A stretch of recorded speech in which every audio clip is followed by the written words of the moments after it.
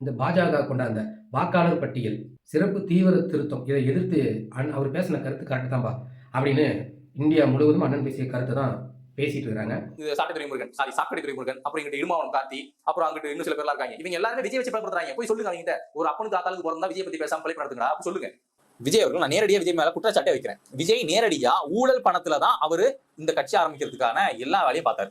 அவர் ஊழல் பணத்தை தான் சம்பாதிச்சு வச்சிருக்காரு. அவர் ஊழல் பண்ணி தானே பணம் சம்பாதிச்சாரு. இதோட இனிப்பா இந்த தாவக அதிமுக முட்டு கொடுப்பானுங்கல்ல, முட்டுக்கு பிறந்த முட்டுக்குமார்கள் அவங்கள பத்தி இந்த காணொலியில் பேச போறோம். வாங்க காணொலிகளை போலாம். 1.5 கோடி பேர் இங்க வந்திருக்கான் வட இந்தியா. அவனுக்கெல்லாம் நீ வாக்குரிமை கொடுத்துற. பீகார்ல வெளியேறினாலும் 60-70 லட்சம் பேர் எல்லாம் இங்க இருக்கான். அவனை கொடுத்துட்டீங்கன்னா இது இன்னொரு இந்தி பேசுற மாநிலமா மாறும். இப்ப எங்கள்ல 1.5 கோடி நாங்க கவுண்டர்கள் இருந்தா மொத்த கவுண்டனும் ஒன்னா இல்ல. நாங்க 2 கோடி படையாச்சி இருந்தா மொத்த படையாச்சியும் ஒன்னா இல்ல. 1.5 கோடி தேவர் முக்குளத்தூர் இருந்தா நாங்க ஒன்னா இல்ல. நல்லா கவனிங்க. அவன் ஒரே மொழியில ஒன்னா நின்றுவான், இந்தியன் ஒன்னா நின்றுவான். அவ்வளவும் பிஜேபி ஓட்டர்ஸ். உங்களுக்கு சத்தியம் பண்ணி அண்ணன் சொல்றேன், காங்கிரஸ் ஓட்டர்ஸ் கூட கிடையாது. முழுக்க அவன் இந்திய திணிச்சா எதிர்ப்பான். இந்த தமிழ் பையன் இந்திக்காரனை திணிச்சா என்ன செய்வான்? தவிர்க்க முடியாத தொழிலாளியா அவனை கொண்டாந்து இறக்கி குடியமர்த்தி இதே மாதிரிதான் இமய வரை இருந்தா நான் நிலத்தை இழந்து இங்க குறுகிட்டேன்.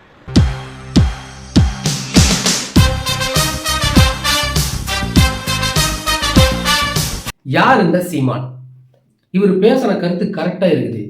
இந்த பாஜக கொண்டாந்த இந்த வாக்காளர் பட்டியல் சிறப்பு தீவிர திருத்தத்தை எதிர்த்து அண்ணன் சீமான் அவர்கள் பேசிய கருத்து கரெக்டு தான். இவர் ஒருத்தர் தான் இந்த பாஜகவை எடுத்து கேள்வி கேட்கிறார். அதுவும் கரெக்டான ஒரு கருத்தை முன் வச்சிருக்கிறார் அப்படின்னு இந்தியாவில் இருக்கக்கூடிய மற்ற மாநில தலைவர்கள் எல்லோரும் அண்ணன் பேசிய கருத்தை ஆதரித்து அவங்களோட ட்விட்டர் பக்கத்தில் பதிவேற்றம் செஞ்சிருக்கிறாங்க. இது மிகப்பெரிய ஒரு அண்ணன் சீமான் அவர்களும் நாம் தமிழ் கட்சிக்கும் கிடைத்த மிகப்பெரிய வெற்றி. ஏன்னு கேட்டிங்கன்னா, அண்ணன் ஒவ்வொரு தடவையும் இந்த இந்திக்காரனுடைய வருகையை ஒரு கட்டுப்பாட்டுக்குள்ள வைங்க அப்படின்னு சொல்லிக்கிட்டே இருந்தது. ஆனால் இது வந்து திமுக அரசும் அதிமுகவும் கேட்கல. அவங்க கேட்க மாட்டாங்க. ஏன்னா திமுக பாஜகவுடைய அடிமை, அதிமுக பாஜகவுடைய கொத்தடிமை. அதனால இதை பற்றி அவனும் கண்டுக்க மாட்டாங்க. இப்போ இந்த மக்களுக்காக எப்போதும் களத்தில் நிற்கக்கூடிய அண்ணன் சீமானவர்களாம் இப்பயும் அந்த பாஜகவை எதிர்த்து கேள்வி கேட்டிருக்காரு. வரலாற்றுல காலடியில் இந்த ஒரு பக்கத்துல எனக்கு ஒரு தாய் நிலத்துல என் கண்ணு முன்னாடி அடிச்சு விரட்டப்பட்ட அனுபவம் இருக்கு எனக்கு. அந்த காயினார்ல இங்க இருந்து விரட்டலாம். அவன்கிட்ட என்னுடைய அரசியலும் அதிகாரம் போயிடுச்சுன்னா நான் இந்த நிலத்தை விட்டு வெளியேற வேண்டிய அகதியா நான் மாறுவேன். அதுக்கு முன்னாடி எச்சரிச்சுக்கணும். வா இரு வேலை செய்ய வாக்க அங்க போய் செலுத்திடும். இப்போ இந்த வாக்காளர் பட்டியலை குறித்து அண்ணன் பேசின கருத்து வந்து கரெக்டு தான் அப்படின்னு எல்லாரும் ஏற்றுக்கிட்டாங்க. ஆனால் இங்கே தமிழ்நாட்டில் திமுக நாங்கள் எதிர்க்கிறோம் அப்படிங்கிறாங்க. ஆட்சி அவங்க கையில் தான் இருக்குது. இந்த அளவுக்கு வளரவே விட்டுறக்கூடாது. அதை தான் அண்ணனும் சொல்லியிருக்கிறாரு. ஆனால் இந்த அதிமுக சிவப்பு கம்பளம் போட்டு அவங்களை வரவேற்கும். ஏன்னா அவங்க என்ன இவங்களுக்கு குழப்பே இல்லை. பேருக்கு தான் இது அதிமுக தமிழ்நாட்டில். ஆனால் இது வந்து 1ஆம் நம்பர் பாஜக என்ன செய்தாலும் கைகட்டி வாய்மூடி வேடிக்கை தான் பார்க்கும். இதனால அண்ணன் சீமான் அவர்களை பாஜக கைகூலினாங்க. தமிழ்நாட்டிலேயே வாக்காளர் பட்டியல் திருத்தத்தை எதிர்த்து கேள்வி கேட்டது அண்ணன் தான். அதுக்கு எவ்வளோ அழகாக எளிமையாக மக்களுக்கு புரியுற மாதிரி சொன்னதும் அண்ணன் சீமான் அவர்கள் தான். இதை இப்பொழுதுனைக்கும் சொல்லிட்டு இந்த பிரச்சனை பெருசாக உருவெடுக்கும், இந்திக்காரங்களை உள்ள விட்டீங்கன்னா இது பெருசாக உருவெடுக்கும். இதுக்கு எடுத்துக்காட்டு அண்ணன் சீமான் அவர்கள் சொல்லிக்கிறாரு. வானதி சீனிவாசன் கோயம்புத்தூர்ல நின்று ஜெயிச்சாங்கல்ல, அவங்க தமிழர் போட்டு ஓட்டிலே ஜெயிச்சாங்க. இந்திக்காரன் போட்ட ஓட்டு கிட்டத்தட்ட 20,000 பேர் ஓட்டு போட்டுருக்குறாங்க. இப்போது மெரினாவில் ஒரு இந்திக்காரன்ட்ட கருத்து கேட்குறாங்க முதல்வன் செய்தி ஊடகத்தில். உங்களுக்கு தமிழ்நாட்டில் வாக்குரிமை கொடுத்தா நீங்கள் யாருக்கு வாக்கு செலுத்துவீங்கன்னு கேட்குறாரு. அதுக்கு இந்திக்காரன் நான் வந்து தாமரைக்கு மோடிக்கு தான் ஓட்டு போடுவேன்றான். அவர் கேட்டது ஒரு 50 பேர் இருக்குமா, 50 பேரே வந்து அவன் சொல்கிறானுங்க மோடிக்கு தான் போடுவேன்னு. அப்போ தமிழ்நாட்டுக்குள்ள 1.5 கோடி பேர் இறங்கிட்டாங்கன்னு அண்ணன் பொழுதுனையும் சொல்லியிருக்காரு. இப்போ இவங்க யாருக்கு ஓட்டு போடுவாங்க? அப்போ இந்த தமிழ்நாட்டோட ஆட்சி யார் தீர்மானிப்பாங்க? இந்திக்காரன் தான். இவனுக்கு வாக்குரிமை கொடுக்கறது நம்மளோட ரேஷன் கார்டில் அவன் பேரை சேர்த்துறதுக்கு சமம். ஏன்னா நம்மளோட உரிமையை அவன் பறிக்க போகிறான். ஏற்கனவே நம்ம உரிமை இருக்குதானா? இல்லை. ஆனால் ஓரளவுக்கு ரோட்டில் நின்று கேள்வி கேட்கலாம். ஆனால் பாஜக கையில் ஆட்சி போச்சுன்னா அதுவும் கேட்க முடியாது. ஏன்னா அவனுக்கு தான் மனித குலத்துக்கே எதிரியே. அவனுக்கு முதலாளி ஆட்சி தானே பண்ணுவானுங்க. கார்பரேட் கம்பெனி தானே ஆட்சி செய்வானுங்க. பாஜக இல்லாதப்பே எத்தனை திட்டங்கள் தமிழ்நாட்டுக்குள்ள கொண்டாடுறானுங்க நம்ம மக்களுக்கு எதிராக. அவனும் கையிலேயே ஆட்சி போச்சுன்னா தமிழ்நாட்டோட நிலைமை பட்டு மோசமாக இருக்கும். இதை ஒரு காலத்தில் அண்ணன் சீமான் அவர்கள் சொன்னார். இப்படிலாம் நடக்கும், இந்திக்காரனை உள்ள விடுறது மிகப்பெரிய ஆபத்தான விஷயம் அப்படின்னு சொன்னதுக்கு எல்லாம் குதிச்சானுங்க. இந்திக்காரன் பாவம் அங்கே பிழைக்க வழி இல்லாமல் தான் அங்கே வந்தான். அவனை போய் சீமான் அவர்கள் பாரு என்ன சொல்லிட்டாரு. அவன் பாவம் இல்லையா, அவன் வந்துட்டு போகிறான், அவன் என்ன பண்ணுறான் அப்படின்னாங்க. இப்போ அவனுக்கு ஓட்டு உரிமை கொடுக்குற அளவுக்கு கொண்டாந்து நிறுத்திருக்கிறாங்க. யார் வேணாலும் இங்கே வரலாம், தப்பு இல்லை. வாழ்கிறதுக்கு வழி இல்லையா, வாங்க வாழுங்க சம்பாதிங்க. ஆனால் ஓட்டு உரிமை கொடுக்கக்கூடாதுன்னு தான் சொன்னார். ஓட்டு போகிறப்ப அங்கே போய் போட்டு வா. உனக்கு என்ன பிரச்சனை? உன் மண்ணுக்கான அரசியலை நீதாயா போய் தேர்ந்தெடுக்கணும். நீயே இன்னொரு மண்ணுக்கான அரசியலை கையில் எடுக்க நினைக்கிறீங்க. இதைத்தான் இந்த திராவிடம் இத்தனை நாளாக பண்ணிச்சு. இப்போ திராவிடத்துக்கு இது பெரிய ஆப்பு. இப்போ நம்ம திராவிடத்தை எடுத்து சண்டை செய்யணும், இந்த பாஜக எடுத்து சண்டை செய்யணும். இதில் முட்டு கொடுப்பானுங்க பாருங்க, அதிமுகவுக்கும் தாவேக்காக்கும். இவங்களோட நிலைப்பாடு இப்போ என்ன? இதை எதிர்த்து ஏதாவது காணொலி போறேன்னா, நான் நடுநிலையாக தான்ப்பா பேசுகிறேன், நான் நடுநிலை நக்கியும் பண்ணுங்க பொறுக்கி பசங்க. இதை பற்றி ஒரு வார்த்தை இப்போ பேசிட்டு பானுங்களா, போய் அவங்க சேனலில் தொடவுங்க, பேச மாட்டான். ஏன்னா அதிமுக காசு வாங்கிட்டானுங்க, அவங்க அதிமுகவுக்கு தான் பேசுவானுங்க. இதில் நம்மளை பற்றி கேள்வி மெயில் சீமான் துதிப்பாடுற சில தம்பிங்களாம் கேவலமாக பேசுகிறானுங்க. டேய், கேள்வி கேட்டால் கேவலமாக பேசுகிறமாடா சொல்லு பார்க்கலாம். என்னைக்கு நான் அதிமுக ஓட்டு போடுங்கன்னு சொன்னேன், தேவையில்லாமல் சீமான் தம்பிகள் எங்க நோன்றாங்கன்னு.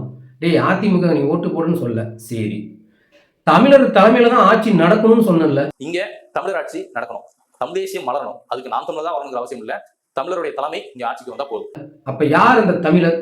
அதை சொன்னையாடா வெண்ண சொல்லல.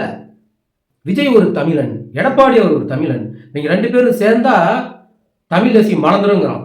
ஆனா அதிமுகவுக்கு நான் ஓட்டு போடணும்னு கேட்கவே இல்லையே, ஏன்னா அதிமுகவோட குத்தடிமைங்கிற அப்படின்றானுங்க. நான் இப்போயும் சொல்றேன், விஜய் தமிழரோட அடிப்படையில் அவருக்கு ஒரு மிகப்பெரிய ஒரு மாஸ் ஆடியன்ஸ் இருக்கான், அவனுக்கு தொண்டன் இருக்கான், அவர் அரசியல் படுத்த நினைக்கிறாரு. அதே மாதிரி இங்க எடப்பாடிங்கிற ஒரு தமிழர், ஒரு தமிழர் தலைமையில இங்க ஒரு ஆட்சி மலர்ந்தா தமிழ் தேசியம் மலர்றதுக்கான வாய்ப்பு இருக்குன்றேன். விஜய் தமிழன் அப்படின்றான். இன்னைக்கு விஜய் அவனுக்கு தமிழனா தெரியறானா? அன்னைக்கு அவன் என்னதான் சொன்னான்? விஜய் ஒரு ஊழல்வாதி, தாவேக்காங்கிறது ஒரு குட்டி திமுக. பெருசா திமுகவுக்கும் தமிழக வெற்றி கழகத்துக்கும் பெரிய மாற்றம்லாம் இல்ல. டிஎம்கே போட்ட குட்டி, அதாவது 2.0% தான் டிவிகே. அவனெல்லாம் வளரவே விடக்கூடாது. அரசியலுக்கு வரத்துக்கு முன்னாலே பல ஊழலை செய்த இந்த விஜய், அந்த காசை வச்சுதான் இங்க கட்சி தொடங்குற இந்த விஜய் இந்த நாட்டுக்கு நல்லது செஞ்சிருவாரா அப்படின்னு கேள்வி கேட்டான். இன்னைக்கு இவனுக்கு கொடுக்குற காசை வாங்கிக்கிட்டு விஜய் தான் தமிழன், எடப்பாடியார் தமிழன், இவங்க ரெண்டு பேரும் சேர்ந்தாங்கன்னா தமிழர் ஆட்சி மலரும் அப்படிங்கிறானுங்க. ஏன்னா இதுலயே நீ சொல்லிட்ட, அப்புறம் நான் அதிமுக எப்போ ஓட்டு கட்டுங்கிற? என்னடா மனநிலைமையில் இருக்கிறீங்க நீங்கெல்லாம்? சொல்லு, என்ன மனநிலைமை இருக்கிற? வாய்க்கு வந்ததை பேசுவீங்களா? டே, காசு தான் முக்கியம், அதை சம்பாதிக்கிற எத்தனை வேலைக்கு தெரியுமா? இந்த கேவலமான வேலையை விட்டுரு, மாமா வேலை பார்க்கறது இதை விட்டுரு, உழைச்சு சாப்பிட்றது எத்தனை வேலைக்கு தெரியுமா? கௌரவமா சாப்பிடணும், மூட்டை தூக்குடா, மூட்டை தூக்குறது தப்பு இல்லை. இப்படி மாத்தி மாத்தி பேசுற பாரு.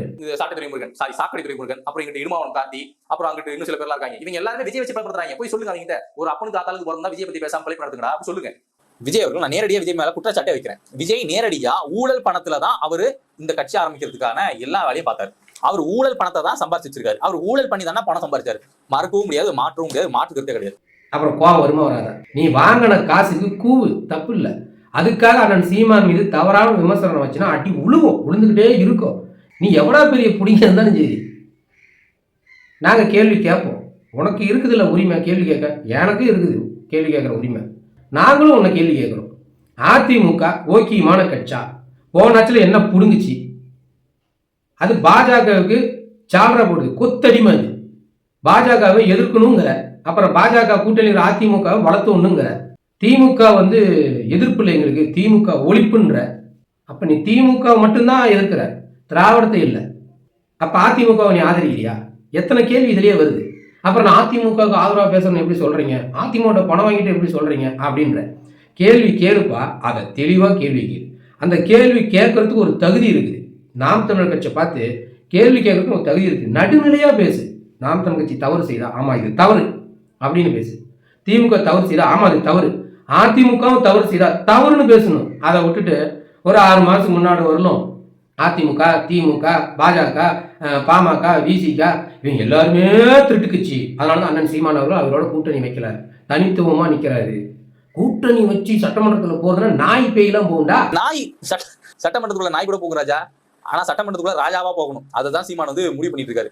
ஆனா ராஜாவா போகணும்னா அது சீமானனால தான்டா முடியும். அந்த வேலையை தான் அவர் பாக்குறாரு.